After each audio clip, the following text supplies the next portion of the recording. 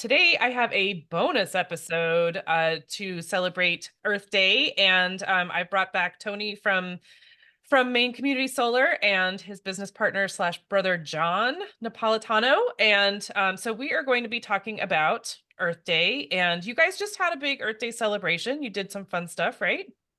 Yeah, we We did. did. Absolutely. Every Earth Day. What kind of stuff did you work on? You were doing some cleanup, right? Yeah, so we have a little bit of a tradition. We get together as a company and we go down and we clean up Back Cove. So we meet down there and a bunch of people from the office and we break up into teams and we go around. You would be probably not surprised, but definitely horrified at the amount of trash there is kicking around Back Cove in Portland. So yeah, we spend about an hour down there doing something good for the community. And yeah, then this year we met back here at the office and just did a little Earth Day celebration with our team. Okay.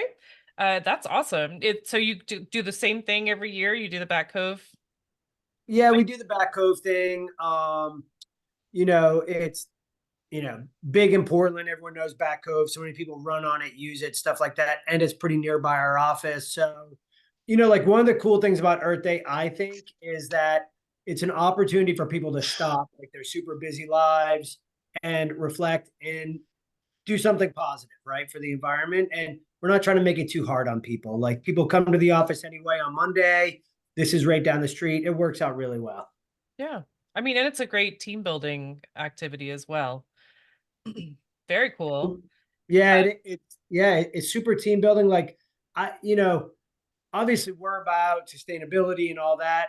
I'm always psyched and impressed at how into sustainability and doing this together our team is. They love it. They really enjoy getting together as a team and doing something positive for the community.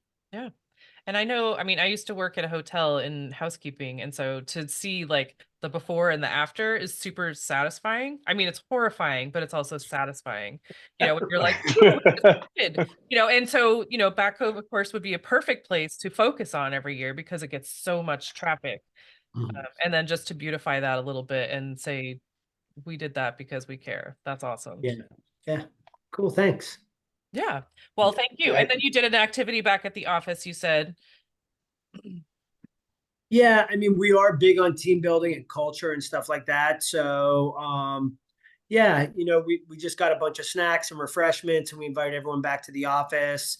And we all just hung out and talked and got to know each other and stuff like that. Spent some time together. I did a little presentation about it was kind of a internal thing presentation about kind of where we've been, where we're going, our commitment to our team members, stuff like that. So we kind of rolled that. It just seemed appropriate, like Earth Day, like let's reflect on what we're doing. Why are we here? Why are we doing it? All of that. So Awesome. And then, yeah. so in case somebody did not listen to our previous episode, Tony, John, do you want to fill us in on what Maine Community Solar is? yeah. Well, Maine community. So yeah, it's a good question. So it's kind of speaking of when Tony did his presentation, it really reflects back onto how we kind of started the company, right?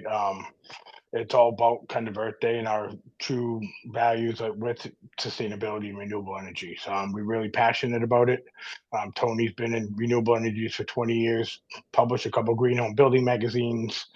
So when I found out about the opportunity, naturally he was the first one I kind of gravitated towards, right? So it really does mean everything to us, and we are really passionate about sustainability aspect of everything that we do. It's one of those things that you can really get behind, really feel good about getting up every morning, coming into work, knowing that you're really leaving the place a little better than you found it the day before. We all have families, we all have kids. Even if we don't see the benefits of it right off the bat, it's like not glaring right in our face. We know that in the long run, our kids, their kids, our grandkids, things like that are really gonna benefit from all the efforts and time that we're spent building this company and helping the communities out around us. So, Main Community Solar, we're all about uh, giving everybody the opportunity to practice sustainability. Everybody with joining these solar farms, they're free. The state backs this program. It allows people to opt into it. And we can't give it to everybody because obviously there's not enough capacity for everybody, right? Or else it would just automatically put everybody in the program. the first come, first serve thing. And we're out there educating customers on it, allowing them and showing them how to actually opt in and take advantage of the program. Mhm. They're going to get 15% or so off their electric bill at home. Commercial customers and residential customers can all participate. That's what kind of we really loved about the opportunity when we looked at it. That really is a paradigm shift in solar energy, right? Everybody can join this program. It's free to do. It's easy to do. Listen, you're not going to get rich off this, right? You're going to save a nominal amount of money each month on your bill, but you can really get rich off the feeling that you know you're doing something positive. Mm. That's what it's all about. It's all about getting in, kind of doing your part. If everyone does their part, and it's not a huge part, it's a pretty simple part to play. If everyone takes a minute, does their part, we could really make a huge difference. So that's what it is. We go around, we advocate for community solar programs, help people opt into the program, and just educate the communities. Yeah, I love that so much about Maine Community Solar because there are so many people that are renting or can't afford to put solar panels on their building. But the community solar, the solar farms are out there so that people can benefit and feel good about being part of renewable energy and just using what is naturally there. Yeah, there's a lot of barriers to entry to having your own panels, right? There's maybe your roof isn't engineered to handle the load. Maybe it's not facing in the southward direction. Right. You have too many trees, or listen, a lot of people don't have thousands and thousands of dollars to just kick to a solar project on their home, right? Or you may not qualify for the financing. Just breaks down all those barriers to entry. It really, truly is something that everybody can participate in and feel good about at the same Yeah, time. totally. Totally. All right. And so we are going to be talking about trees and seas, which I makes me giggle every time because they rhyme. But trees and seas. And so what you guys are each taking one or the other. So Tony, you're taking on trees and John, you're taking on the seas. And so we're just going to talk about like what's important about that, you know? So, but we should start off with Earth Day. So Earth Day is the significance of Earth Day, we all kind of understand what that is, but in case you don't know, it's a day that we set aside to just focus on the earth and doing good and where we stand and what we can do to do better a lot. And so, as a reminder to take action toward the environment and sustainability. So like it's just a day to highlight the importance of preserving and protecting nature, including the trees and seas. Aha. Yeah. You know what, like one of the things about Earth Day, like when Earth Day started in 1970, like it had a really strong educational component to it as well. And it was on a lot of college campuses, as you can imagine, like that's kind of where it started. And there was this whole groundswell. So actually, one of our team members, Lake, their dad, was at the cleanup with us, and he was at the first Earth Day in Shut up. 1970 in Philly. Yeah, so That's cool. he and I had a great conversation. We're rapping about it a little bit, but yeah, I love that had that educational component. Of course, we're all about educating people, and now I think it's become one of these things where we're all so busy. Like we all like life has become so busy since imagine how much different it is since 1970, But this is a day that we can all kind of pause for a minute and reflect and do something, like you were saying, like be intentional about the environment, about the earth, about our home, and if that's something easy like picking up a few pieces of trash or signing them up for a community solar farm or whatever it may be. It's just an opportunity for everyone to stop for one day and participate, which is really cool. Or plant some flowers. Plant some flowers. Absolutely. I love that. All the Yeah. Mhm. It's very cool. So, let's see. Okay, so trees and seas. Uh, Mhm.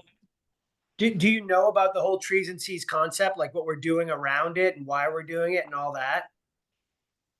oh, no. Okay. So really it was Monica's idea, and Monica is our marketing manager, and like it's one of those things. It's supposed to be fun, right? Because let's face it, we need both forests and oceans. Like we know this, right? There's So not really a and competition. No one's gonna win. right. There's not like a Yeah. winner and a loser. Yeah. It's Oh, like well, there's going to be a win. Oh, not between them, but the teams are split up. There will be a winner and loser internally with us. yes. So what we did is like we got behind this because we thought it would be a fun way to talk about it, right? Like we need oceans, we need forests, we need all of that. And also like I was saying, like our team members they're into it. Like they're into this stuff. Our customers are into it. Like, how can we have a way to bring more attention on Earth Day to something other than saying what everyone always says, go do something good for the environment. So for like the entire month, we've broken up our canvassing teams that go out in neighborhoods around the state into team trees and team Cs. Okay. So it's a way to get our entire organization focused on the implications for Earth Day, for doing something right for the planet, like all of that type of stuff. And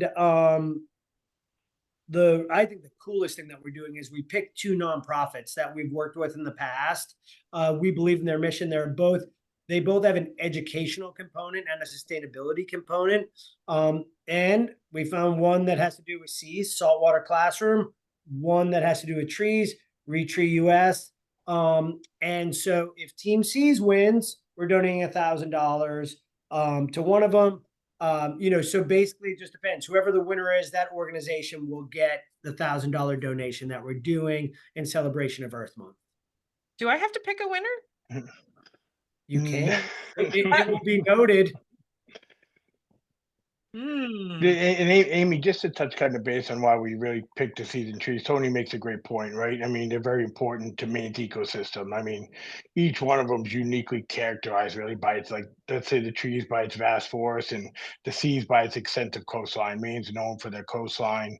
That's what makes trees and seas the integral part to the environmental health, right, of Maine and the economic prosperity, really. I mean, so states, forests, they act as critical carbon sinks for us. They're absorbing all the CO2, and then the seas support diverse marine ecosystems and the fisheries. They're all centrally local livelihoods of Maine. That's really the main reasons we picked the season trees to a direct reflection of Maine and what Maine is. Hmm. Okay. Cool. I mean, I didn't realize that. I knew we were sort of debating, not debating, but debating trees and seas. I did not realize it was a whole month-long team-wide thing. So Yeah. very cool. And I'm scared that I might have a vote in that. So I have to say I have to be on team trees because my husband is an arborist, but I totally appreciate the seas. I have a lot of respect and I do not go in them because there are sharks. That's right. That's right. We talked about that. Exactly. That's But great. but there's just so much. There's so much life in the seas. I volunteer for a local farm and as a gardener, and one of the people that was volunteering with us last year was doing a study for Bowdoin College um, in like farming sea kelp and using the kelp to in the garden. So Cool. so she Nice. just reported on that like 3 weeks ago, and I didn't get to go because I didn't know it was happening until after. But I mean, it would have been really cool to hear her presentation and like how that did and stuff like that. But so I mean, there's so much. I did an episode with the producer of the documentary To Which We Belong, which is talking about regenerative agriculture. And so she was talking about farming, but also sea farming and how, that is such something that we can really dig into and bank on these days, as long as we take care of the seas. Mhm. Yeah. Yeah. I mean, I think in this day and age, as more people become aware of what's going on, our forests, not just in Maine necessarily, but globally, like our forests are threatened and our seas are threatened. Like that's a scary thing, right? Because where's all the carbon in the world? Like as we put more carbon in the air, it gets sequestered in the seas. That makes our seas more acidic. As we burn down rainforests, and other forests, we're releasing more carbon into the air. Like this is a crazy cycle that we are not going to be able to continue, you know? Nobody's So gonna win um, that. I'm sorry. Nobody's gonna win that. Right. That's right. No. Exactly. Yeah, that's a no win. Right, for sure. Wow. Okay, so that's really cool. I didn't know all that stuff, Tony. That's really cool. And thanks for the and that's super cool that you're able to talk to somebody whose grandfather was grandfather? Fa- Father. Yeah, Father. Lake's father was at the first Earth Day in Philly. Insane. That's so Yeah. cool. Oh, it's wild. Whew. You know, Wow. that's one of the things that I really like also about what we're doing here. Not to get too far off the Earth Day topic, but I really feel like we have a cool organization. Like we do things where people bring their families. You know, last year to the cleanup, John brought his whole family. They came. You know, this year they had school, but like the kids are there. You know, maybe our spouses or our significant others are there. You know, we had a team member brought their dad. You know, it's like that's cool. I love It, that. it is cool, Tony. It's funny you mentioned that because I was think I told you this the other day, but in the morning I get my get my little girls ready for school. They're 5 and 6 years old, and it was Earth Day, and I come in and was saying Happy Earth Day to them. And first thing they both looked at me like, "Does that mean we get to go pick up the trash today?" I mean, so they remembered it, right? It resonated with them. It's something that stuck with them. And I thought that was super cool.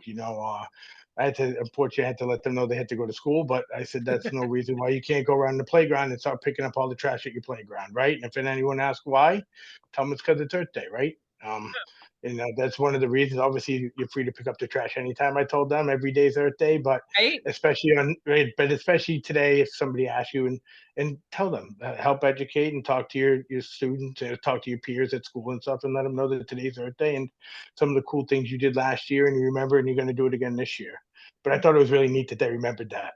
That's amazing. That's really Yeah, cool. You know, all the things that happen with kids to that they would remember something like that. That's great. yeah, it Yeah, was I guess awesome. Yeah, whole family activity, so they would probably remember those family things. yeah, All right. So, that's awesome. I love that. 5 and 6, and they remembered that. yeah. It was pretty wild. I was taken back by it a little bit, but it was really neat. Super cool. All right. So, let's see. Should we start with trees or should we start with seas? Who wants to go first? And we're just talking about supporting them and why it matters. Yeah, I What mean, I can talk a little bit We'll about the let John go significance. first. He seems I mean, well I can prepared. Well, I mean, I can talk about like the significance of Maine's coastal marine environments. They're very important, right? I mean, the coastal marine environments here, they're renowned for their biodiversity, including the significant population. What do we have? Seabirds, fish, marine mammals, seals, whales, you name it. We got it all out there. So these areas they're crucial, not only for biodiversity, but also for the economy. Maine's very big on the economy. Look at the lobster industry here. Since supporting these industries as fishing and tourism, that's huge for our economy in Maine. And then obviously we need to emphasize the need for ocean conservation and crucial to protecting these resources, right? From threats like overfishing. And I talked to my brother about this. My brother's a commercial tuna fisherman in the summer, so he fishes right off the Casco Bay. He goes out there and he's big time into the tuna fishing. That's what he does for a living. So we talk a lot about the overfishing and the federal regulations and stuff on that, on pollution, the impacts of climate change, all of it, really. Just ensuring that they remain vibrant and protective of our future generations. So he's really practices a lot of sustainability things out there that you wouldn't really think about. That he's pretty cognizant about when he goes out there. It's pretty neat to have that conversation with him. awesome. Okay. And oh, that's a lot of information right there. And you've got another brother. Yeah, I get two younger brothers. Yeah. Oh, Actually, John and I are cousins, Amy. are you serious? Yes, because you have Yeah. a cousin, yeah. Cousins. Oh my gosh. How did I, wow. That's it. Listen, we might as That. well be All right. brothers. I mean, the We grew rivalry up is together very closer than most brotherly. brothers. Yeah. Okay, cousins. Sorry. All I'll right. tell that's how listen, people call us they've called us a lot worse, Amy, let's put it that way. Oh boy. Yeah. All right. And then how about trees, Tony? What do you got for trees? Why do we Sure. support the trees? Yeah, why should we support the trees? I mean, I think it's a lot of the same reasons, right? Which is what kind of makes this a fun thing. But um, in Maine, there's a huge economic impact for our forests, right? Like there's actually logging products made with forest stuff like that. There's a lot of like ecotourism stuff, right? People that actually come to Maine to go hiking, to go canoeing in the Allagash, to do all that type of stuff. So there, there's a huge kind of economic component to having healthy forests as well. But like I mentioned before, like forests they're the lungs of our planet. I think people have heard that before, right? They're a huge carbon sink, right? There's a ton of carbon that is captured and stored in forests, you know. So from an environmental perspective, we have to have healthy forests on our planet to have a healthy ecosystem and a healthy environment. Obviously, biodiversity, yes, absolutely. We need healthy forests to have healthy biodiversity. And, you know, Maine is one of those states that has the most forests out of any state, right? Like Maine is so not developed. We have all this contiguous forest land that's there for us, which is really amazing. So, yeah, we can't have a healthy environment without healthy forests. Certainly, Maine is known for its forests, and there's a huge economic impact as well. So, if you're into any of those things, definitely you should support Team Trees. Okay. All right. Do you have anything to say about that, John? No, I mean, to know Tony kind of touches on all the basics. I mean, yes, he makes a very good point. The trees are very, very important, obviously, in everything we do here. Okay. Yeah, I got nothing to add. I mean, I know trees better than So, I mean, yeah, I mean, I'm listen, learning the the trees. trees. Yeah, what do the trees do? They stabilize soil, right? They prevent erosion, they reduce runoff, enhancing water quality by filtering pollutants out. I mean, the trees do a lot of things, right? But that's before they even reach the water bodies that really I kind of touch base on. So the trees, the water wouldn't be the same without the trees. I mean, and really, Maine's forests, they're vital habitats for the wildlife, like Tony mentioned. They offer the food, the shelter, breeding grounds for a variety of species. So it's pretty cool, from birds to larger animals. They are the home for a lot of species in Maine, a lot of animals in Maine, so they're vitally important. Yeah. And I mean, for me personally, trees are like, I just think trees are beautiful. We have this gorgeous like poplar in our front yard, and it's just like when it flowers and then the wind blows and they do the little clicky Yeah. leaves and they're silvery, and it's just this huge tree, and I'm sad that someday it's gonna go, but it's beautiful. And I just, there's so many different kinds of trees, which is cool. We went to Alaska and there are no maple trees. So you don't have to. Mm. It's crazy, yeah. Have you? I mean, there's been so much research lately. Did you happen to, or I don't know, are you a reader, Amy, at all? Do you Somewhat. like? Did you happen to read the Overstory? Did you ever hear of that book? I did not. It's all about trees, but there's been like a bunch of research about trees lately about like how trees communicate with each other.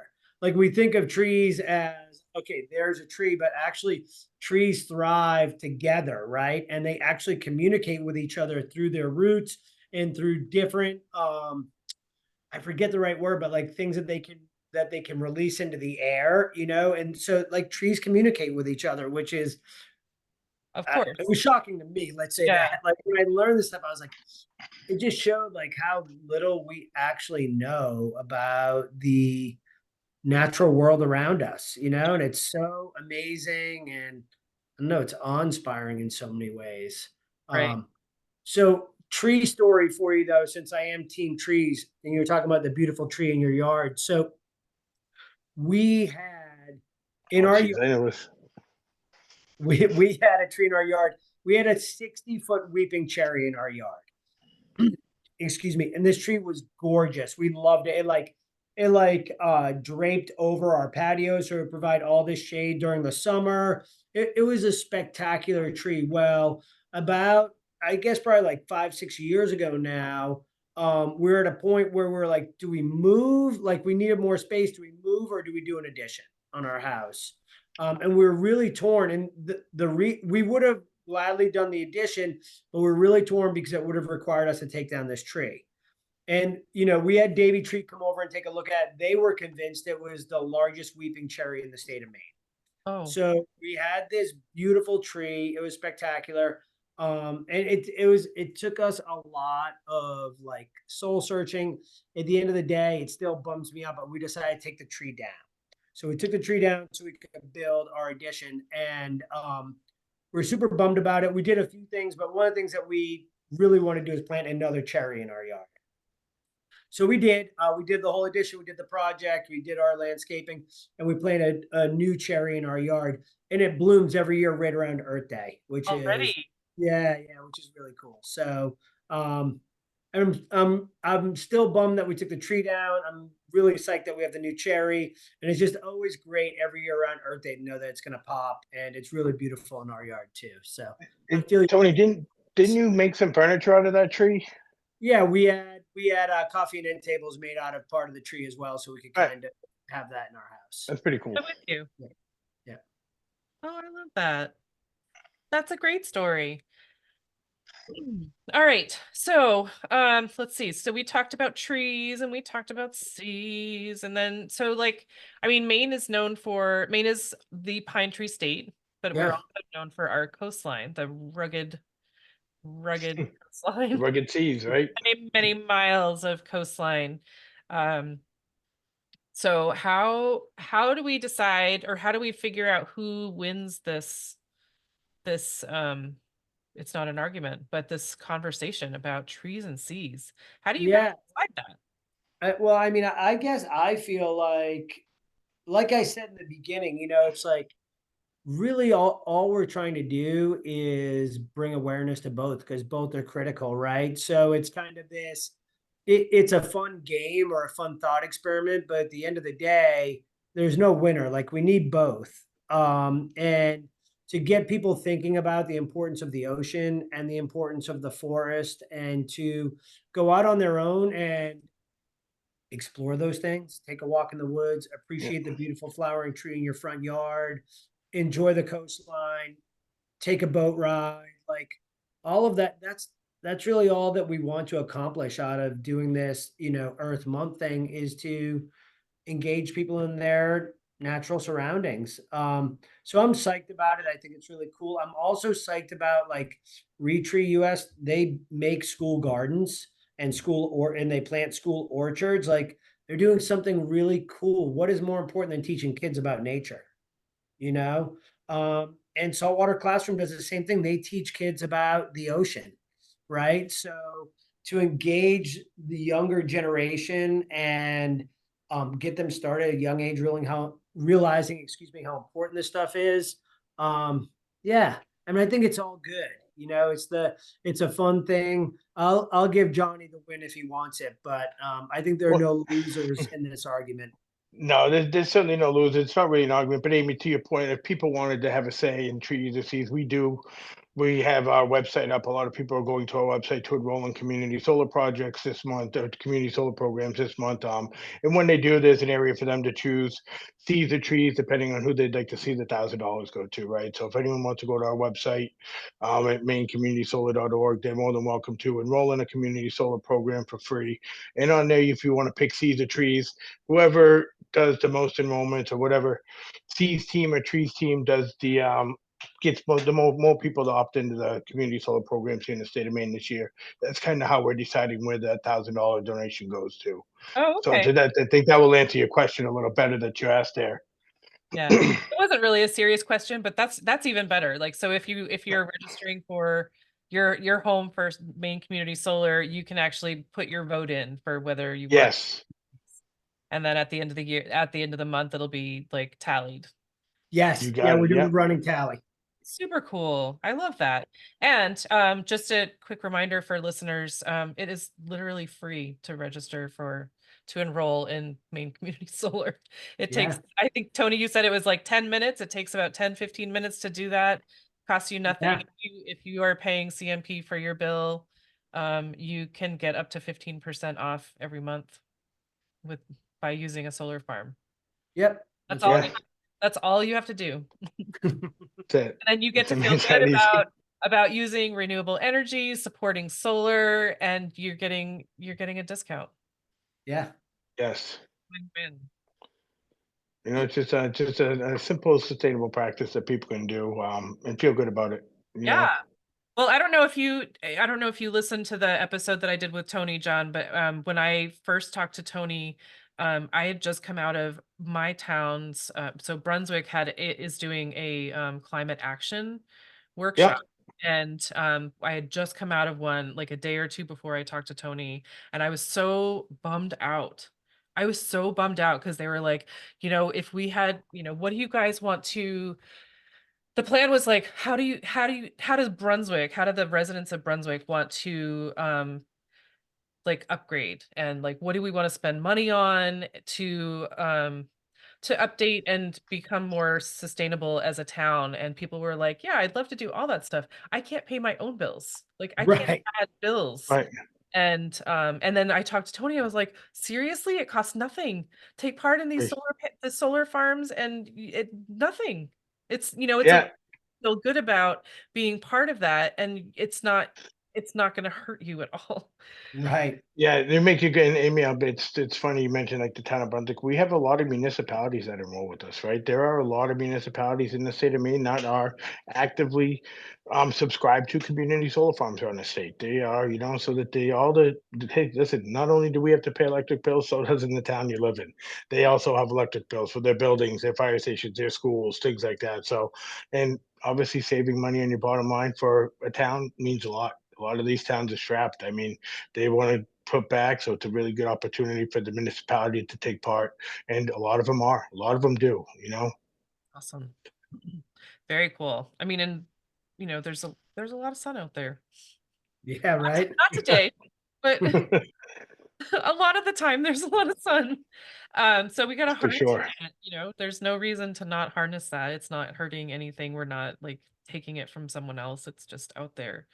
Um, but then so sustainability for the planet was one of the points that we were supposed to talk on. So what do you guys want to talk on that a little bit? Sustainability for the planet. I Sure. mean, we talked I about Maine. mean, I can kind of touch on some of the sustainable practices that they use in the ocean. I mean, for ocean protection, I think that's super important. I can mention that my brother's a commercial tuna fisherman, so we have the conversation a lot about how important it is to implement like sustainable practice in ocean management.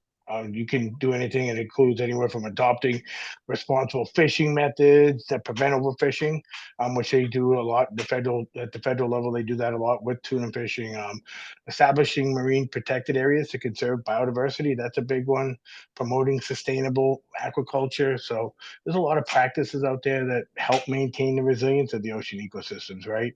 Allowing them to recover, inform, and adapt to the environmental stresses, which is really they really affect it. So, moreover, really, what the sustainable coastal development and the pollution control, they're crucial to really reducing the influx of the harmful substances that our oceans taking on every day from people dumping things in them and all that. The plastics that degrade marine environments. There's a lot of things that the people do for sustainable practice for the ocean protection that are out there.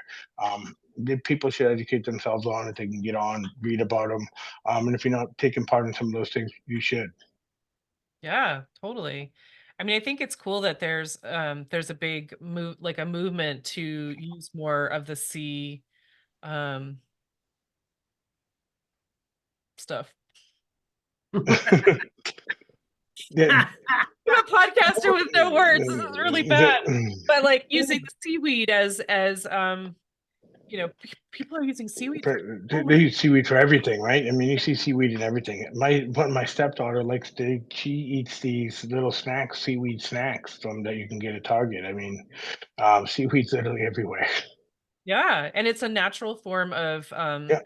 sodium, and it has iodine, which is very healthy for a lot of people. It supports your thyroid. But Interesting. and then Okay. Yeah. so you can use it as like a compost, as a fertilizer, as a food. And there's so many things, the kelp as well, you can use for fertilizer. It's crazy that there's I think it's great that people are getting more creative with that, because 20 years ago or whatever, was that even a thought to like, I don't No, know. I mean, I doubt. climate change really wasn't, right? I mean, climate change significantly impacting the ocean systems. It really does through the warming temperatures. I mean, there's everything from acidification to rising sea levels, you name it. Those all disrupt marine life and habitats. So everyone's got to take their part. I mean, pollution, particularly, right, with all the plastic waste, chemicals, untreated sewage, those all continue to poison the marine ecosystems. So they affect both the wildlife and the trees. They affect human health. It really does trickle down effect. I mean, overfishing a lot of the times that depletes fish stocks faster than they can replenish them. So they put regulations on that. There's threatening the balance of the marine ecosystems when they don't put the caps on how much you can fish. So addressing all these challenges really they require concerted global effort. Everyone needs to take part in these things towards sustainable solutions. So we always have to include stricter environmental regulations. I mean, enhanced conservation practices, you name it. So the more everyone participates, the better the community involvement is in ocean stewardship, the better off the oceans are going to be. And that goes the same with the trees as well. Everyone's got to do their part. Yeah. I mean, it's true. I mean, it might take some of the fun out of it to have to, harness some of the stuff and like hold back on like the fishing and stuff, but Hmm. we have to think about the future. Yeah, if in the longevity of it, listen, sometimes you gotta take one step back to get two steps forward. Tell people that all the time. So it's you just gotta be conscientious of what you're doing out there and know that you gotta preserve the future for everybody too, right? It's not all about you.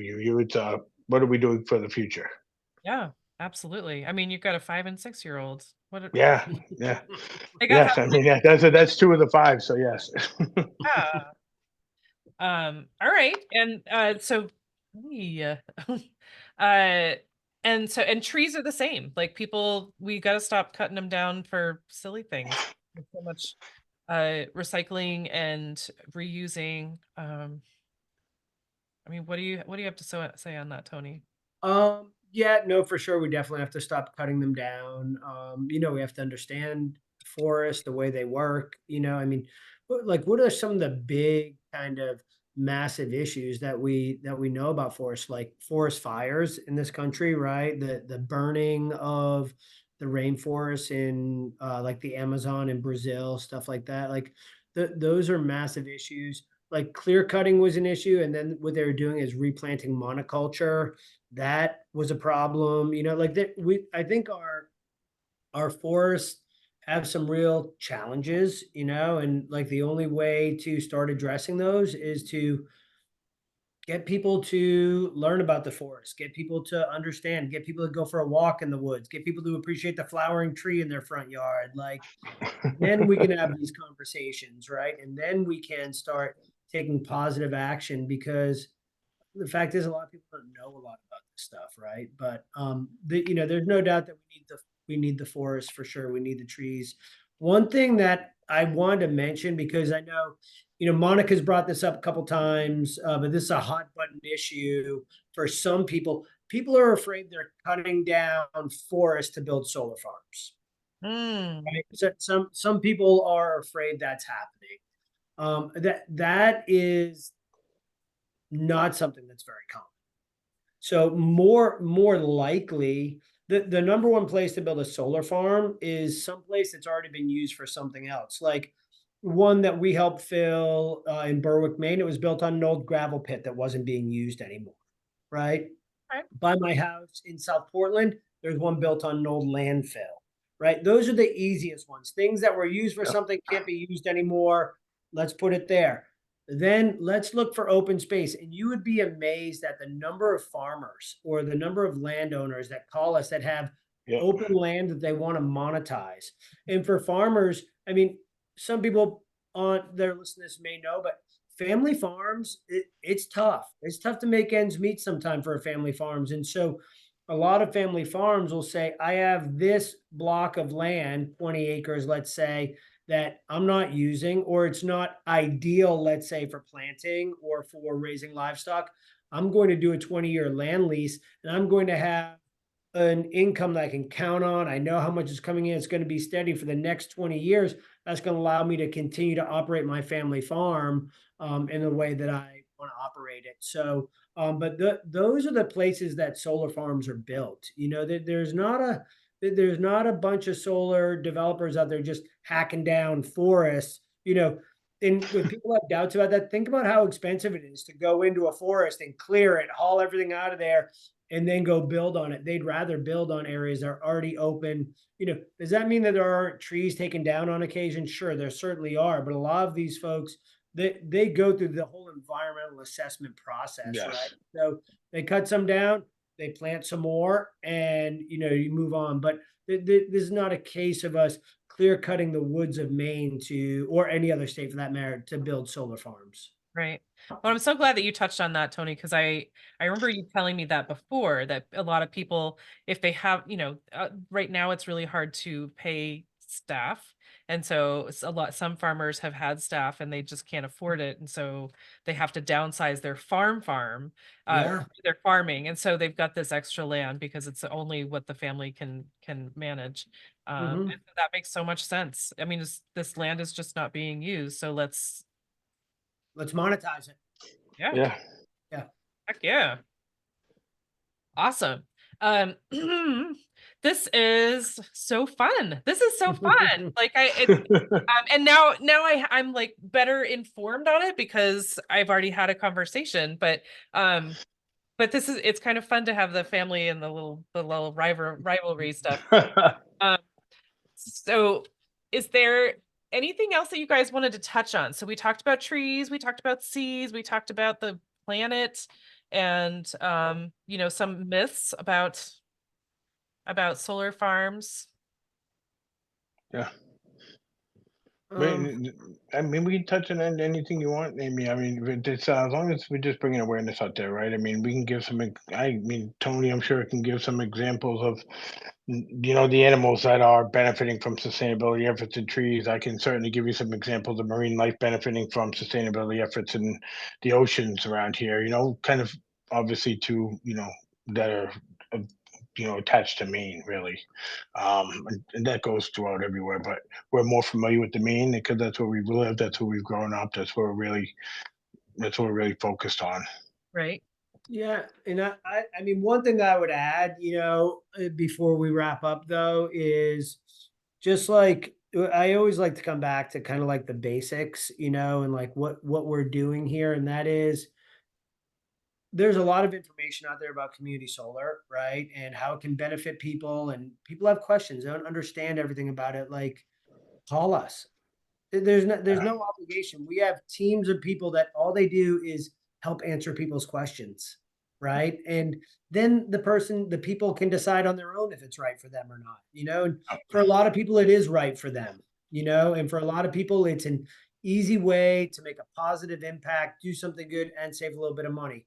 But the whole thing is that we want people to understand first. We want them to understand how the program works, what it all means, how it can benefit them. So there's anyone out there who's like, I just don't really know about this, or I have questions, I don't know where to get the information, just give us a call. Like, that's Yeah. why we're here. We really want Maine to be a leader in renewable energy. Like, we think that's super important.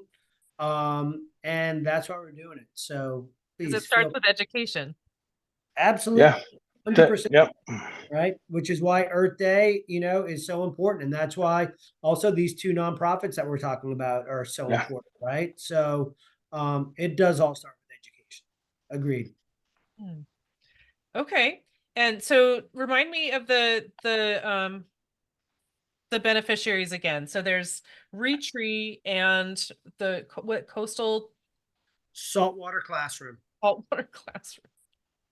Yep. Okay. And Monica can send you links as well. If you want to include that information with the description of your podcast, she can send you those links as well. Yep, I will have all that in the show notes of the podcast. But gosh, this is so cool. This is so fun, you guys. I'm so glad that it worked out Thanks for having us on. because it Absolutely. does to have a little fun. It makes it a little bit easier than just, like lecturing people, but Right. it Oh is yeah. it is so Earth Day, of course, is such a great time to be thinking about it, Earth Day is every day, obviously, but you know, to have a day where we can kind of really focus and that people are more a lot of people are more open to talking about that because they might the other 364 days be like, Earth, what? Did you see our Earth Day shirts, Amy? I did. All right, cool. Well, we'll make sure that we send you one. Oh my gosh, that's cool. Um but thank you guys so much for this fun debate thing, and I'm looking forward to seeing who gets the prize. Yeah, we'll let Yeah, you know for absolutely. sure. Absolutely. Yeah. But so the best way to so John, you gave us the website before. It's mainecommunitysolar.org. Correct. And you guys are also on, I know you're on Instagram and Facebook. Yep. Instagram, Facebook, LinkedIn. Yes, we can be found yes, we're all over the place. So Right. absolutely. We're also got our offices down in Maryland as well for the Mid Atlantic. So we cover all of the Mid Atlantic as well. So people are friends, family down there, let them know to get in touch with us. We gladly help them get enrolled in the program down there. So we do focus. I know this conversation is focused on Maine, but we operate in about 15 or 16 different states. So we're really trying to help out as many communities as possible. Oh, I did not realize that. Yep. I knew Maryland, but I didn't realize so many. Yeah, in Maine, Maryland, New Hampshire, Massachusetts, New York, New Jersey, Delaware, Maryland. We're in DC, some parts of Virginia. Then you get out to Colorado, Illinois. We got New Mexico's coming on board, Oregon. So it goes all the way out. Yeah, it's wild. It's pretty I fun. was gonna say the whole East Coast, but now you threw in like Yeah, Mexico and we Colorado and birds. Oregon. Yeah. I think 23 states, Tony, correct me if I'm 23 states have adopted a community solar program. So they've signed it all into legislation. So we're And making counting. some good progress. Yeah. And counting. And Yeah. count. And counting. Yeah. We get a bunch of states that are right on the cusp of passing their law. Maybe it's passed. It's just going to get signed in by the governor. So or by the mayor, but there's a ton of opportunity out there for people to take part and participate. Super cool. All right. Well, John and Tony, my gosh, thank you so much for hanging out. Amy, thank you very much. Absolutely. And folks, this is a bonus, so it's not going to be out on Tuesday. It'll be out before Tuesday. Nice. Thanks, Awesome. Amy. Thank you. Thanks. Take care.